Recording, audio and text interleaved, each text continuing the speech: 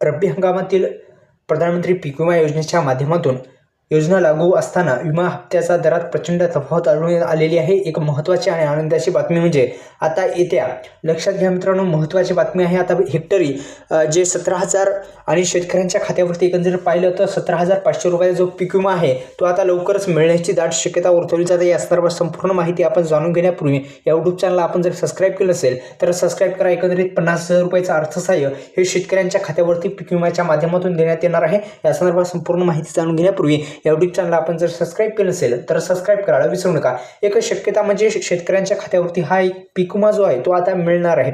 कारण की आपण जर पाहिलं तर 20 ते 21 तारखेच्या पुढं शेतकऱ्यांच्या खात्यामध्ये म्हणजे 20 जानेवारी ते 21 जानेवारीपर्यंत शेतकऱ्यांच्या खात्यावरती ठराविक विमा कंपन्याकडून जिल्ह्याने हप्ता ठरवताना जो काही पीक विमा आहे तो आता हप्ते ठरवण्यात येणार आहेत आणि येत्या 21 जानेवारीपासून हे हप्ते वितरणास सुरुवात होऊ शकते अशी शक्यता वर्तवली जात आहे।